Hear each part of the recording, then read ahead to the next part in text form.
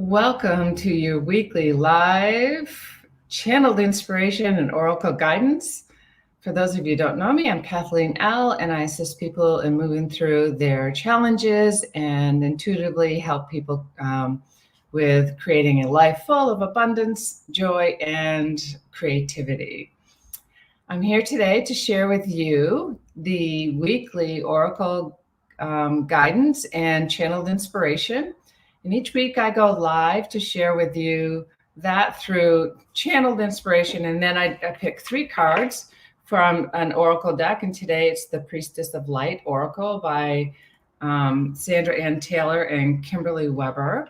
And so grateful that you're here and you're joining me live. Please go ahead and just type in the comments and say hello, and just type your name as well. I'm using StreamYard, and so give them permission to use your name so I can see who's chatting with me. Welcome back for those of you who are returning, and know that if these messages don't resonate with you, just let it go. And if they resonate with you, then use them as guidance. Use them as an ability to create your week versus reacting to your week. I would encourage you to just watch this video whenever you feel that you need a little uplifting. And if you're watching the replay, know that these messages are meant for you as well.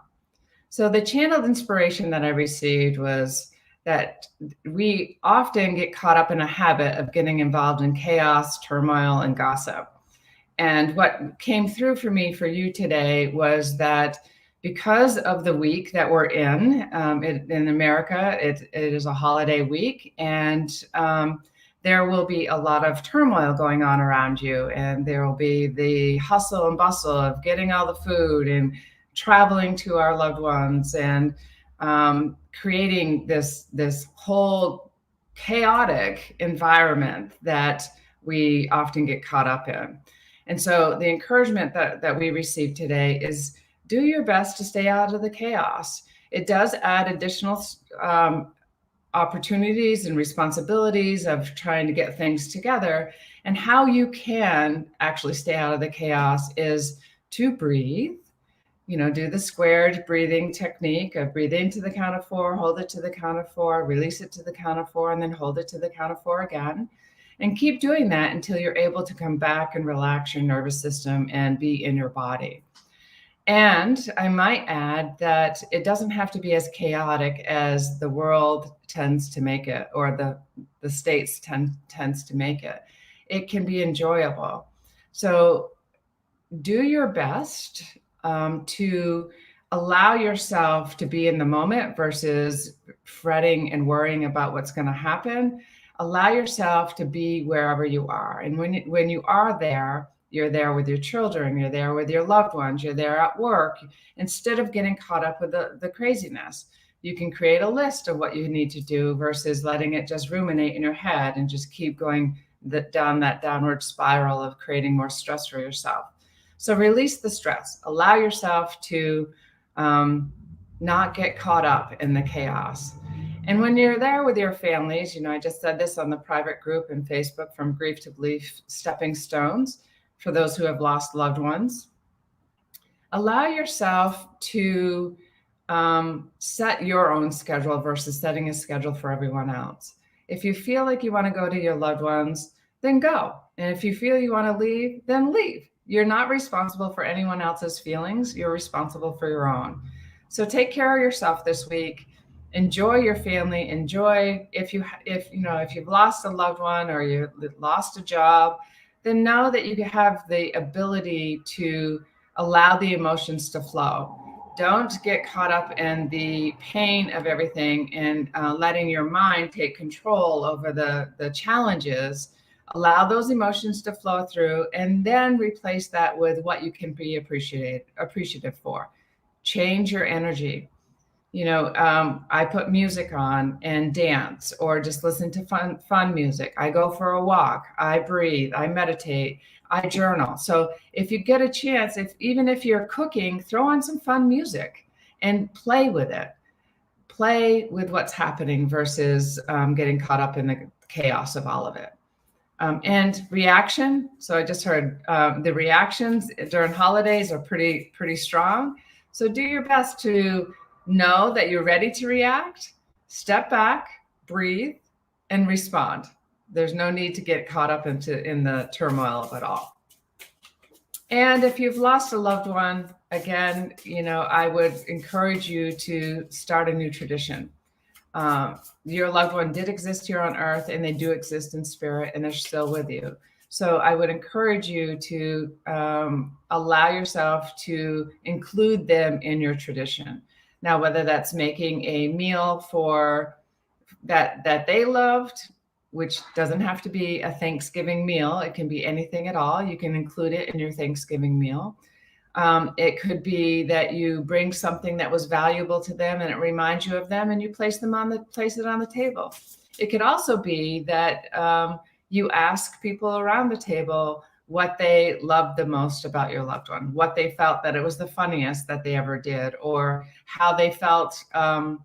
So where everyone could share a little story. So where you can include your loved ones while you're here on Thanksgiving. So now we're going to draw 3 cards, again, from the Priestess of Light, from Sandra Ann Taylor and Kimberly Webb. And so let's go ahead and do that and create a story for your week. So you're prepared. You can respond versus react to your week. So please show me what we need or you'd like us to know for this week. Whoops, no, that's not it. And again, go ahead and say hello in the comments.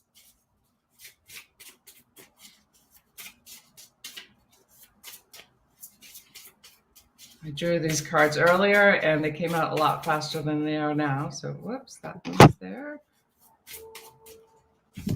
Oh, that's too funny. The message on the Grief to Belief was go with the flow, and that's one of the cards that just came out. It's too funny. Oops. So brilliant belief. So these are the 3 cards. I'll show you the cards and then we'll create the story from there. Divine Masculine, Electric Active Power. The second is go with the flow, letting go, cleansing, releasing. And the third is Brilliant Beliefs, Luminous Life Force, Personal Power. So what these 3 cards say to me for the story for this week is that be in your own power. Allow yourself to create your life the way you want it versus reacting to life. So really step into the power of connecting, making choices that are right for you and your family, and choose that consciously. Don't react to the world. Go with the flow. This means go with the flow internally, not go with the flow, or this is how I'm interpreting it. You do not have to go with the flow of the external energies around you. You can go with the flow with what's happening for you. So this week is really about connecting internally, make the decisions from your heart versus your head, and do what's right for you. Because if you do things that are right for you, then that will create a better atmosphere for everyone around you. I'm going to get back to that because I think it's really important for you to understand that when you show up and you don't want to be there, or you're irritated about being there, or you're angry with someone that's there, whether you pretend that everything is okay or not, the energy of that you're carrying is projected out into the world. So your loved ones, whether they know it or not, will feel that, and that will just add to the chaos and turmoil of your week. And Brilliance Belief is Luminous Life Force, Personal Power. Again, standing in your personal power in a loving and compassionate way, this week is really, really important for you to stay connected, to stay in joy, and allow yourself to feel the presence of being versus the reaction of all the stuff that has to get done. And the question I might have you ask yourself, is it really that important to get everything done? So that's just adding more pressure to yourself versus allowing yourself to flow.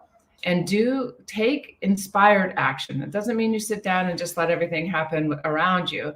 That means take inspired action that will help you get closer to the ultimate goal that you might have. So I hope that you found these messages helpful. Each week I go live on Mondays, and we'll provide these messages on a weekly basis. So I hope you have a great week. I hope you enjoy your holiday if you're in the US.